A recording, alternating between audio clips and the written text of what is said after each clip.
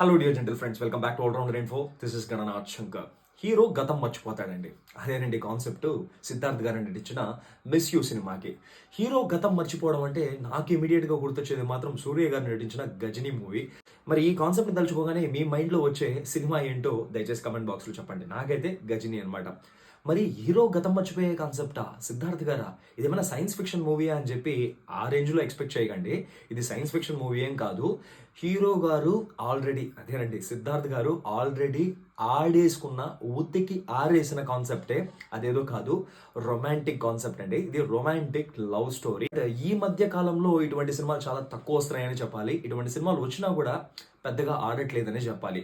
But ఈ మూవీని బాగా తీశారా అంటే, సినిమా చూసిన తర్వాత నాకు వచ్చిన ఫీలింగ్ అయితే, అరే బాగానే ఉంది కదా సినిమా, చాలా ఫీల్ గుడ్ సినిమా కదా అని చెప్పి మైండ్లో అయితే అనిపించింది అనమాట.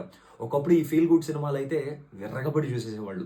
మరి ముఖ్యంగా సిద్ధార్థ్ గారి గురించి చెప్పాలంటే 90s కిడ్స్కి కానీ 2000 ఎర్లీ కిడ్స్కి కానీ చాలామందికి ఆయన తీసిన సినిమాలంతా చూస్తే ఒక రకమైన కుళ్ళు అనే చెప్పుకోవాలి. ఏ రకమైన కుళ్ళని అడుగుతారా, ఆయన తీసిన నువ్వు వస్తానంటే వద్దంటారు కానీ, బొమ్మరిలు కానివ్వండి, మరీ ముఖ్యంగా ఒక సినిమా ఉందండి ఓయ్ అని చెప్పి. ఆ సినిమాలో చాలా చాలా ముఖ్యంగా ఒక సీన్ అండి. ఆ సీన్లో ఏంటంటే హీరోయిన్కి బర్త్డే ప్రెజెంటేషన్ ఇవ్వాలని చెప్పి ఒక ఐడియా వేసి ఒక డిఫరెంట్గా ఒక బర్త్డే ప్రెజెంటేషన్ ఇస్తారు ఆయన. అదేంటో నేను చెప్పను, సినిమా చూడకపోతే ఖచ్చితంగా చూడండి. ఎక్స్ట్రాడినరీ సీన్ అది. అప్పట్లో చాలా మందికి కుర్రాళ్ళంతా కూడా సిద్ధార్థ్ని తిట్టుకునేవాళ్ళు. వీడేంట్రా బాబు ఈ విధంగా అంతా ఆలోచించేసి లవర్కి గర్ల్ ఫ్రెండ్కి గిఫ్ట్ ఇచ్చేస్తున్నాడు. సో మరి మన గర్ల్ ఫ్రెండ్స్ మన లవర్లు కూడా ఏ విధంగా ఎక్స్పెక్ట్ చేస్తే మనం ఎక్కడికి పోవాలి బాబు ఈ డేస్కి అని చెప్పి ఒక రకంగా సిద్ధార్థం చూస్తే కుళ్ళుకునే వాళ్ళనే చెప్పాలి.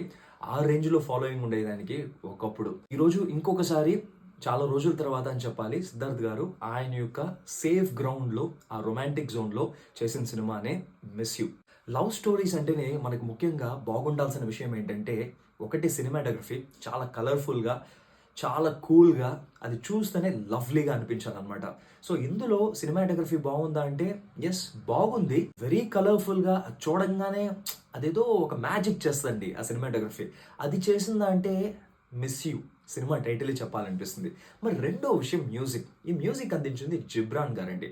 జిబ్రాన్ గారు అంటే ఎవరో కాదండి, మన తెలుగులో రన్ రాజా రన్ సినిమాకి మ్యూజిక్ ఇచ్చింది ఆయనే. అదే బుజ్జిమ్మ బుజ్జిమ్మ బుజ్జిమ్మ బంగారు, ఈ పాట చాలా పెప్పీగా ఉంటుంది.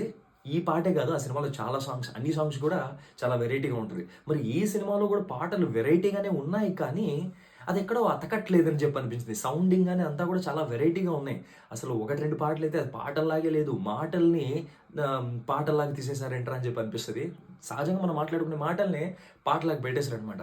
But still music is good, but it is not apt. ఏంట్రా ఇది జిబ్రాన్ గారి మ్యూజిక్ ఈ విధంగా, ఐ మీన్ లవ్ స్టోరీకి ఈ విధంగా మ్యూజిక్ కొట్టారేంటబ్బా అని చెప్పి అనిపించే విధంగానే ఉంది.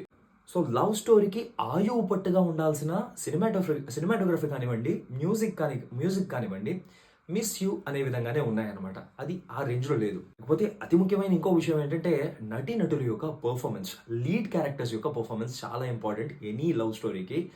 సో శభాష్ అని చెప్పాలి. సిద్ధార్థ్ గారు చెప్పారు కదా, ఆయన ప్లే గ్రౌండ్ ఆడేసుకున్నారంతే, ఉత్తి కారేశారంతే. ఏ మాటకి ఆ మాట చెప్పుకోవాలంటే, Siddharth is a brilliant actor. So once again ఈ సినిమాలో ఆయన ప్రూవ్ చేశారు. నట విశ్వరూపం అది ఇదనంతా చెప్పాను, కానీ ఆ క్యారెక్టర్కి తగ్గట్టుగా ఆయన చేసింది ఇమిడిపోయారనే చెప్పాలి. ఫీమేల్ లీడ్ కూడా చాలా ఇంపార్టెంట్ లవ్ స్టోరీకి. సో ఇందులో కన్నడ యాక్టర్స్ ఆశికా రంగనాథ్, వీళ్ళు ఆల్రెడీ తెలుగు సినిమాలు 2 సినిమాలు చేశారు. ఒకటి కళ్యాణ్ రామ్ గారితో, ఇంకోటి నాగార్జున గారితో. సో ఆవిడ ఆల్రెడీ పరిచయమైన ముఖమే, కానీ ఎక్కడో మనకి ఆవిడ బాగా చేసినా కూడా ఆ ఫ్రెష్నెస్ అనేది మిస్ అయిందని చెప్పుకోవాలి. ఇప్పుడు కూడా లవ్ స్టోరీస్లో మనకి హీరో అయినా కొత్తగా ఉండాలి, లేకపోతే హీరోయిన్ అయినా కొత్తగా ఉండాలి. పరిచయమైన ముఖంని మనం లవ్ స్టోరీలో చూసేటప్పుడు అది అంతగా మనకి ఏమడదు.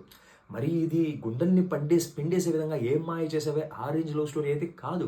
చెప్పాను కదా, లైట్ వెయిటెడ్ సినిమానే. బట్ స్టిల్ ఆవిడ ఎక్కడో ఒక మిస్ యూ అనే ఒక ఫీలింగే తెప్పించింది అనమాట.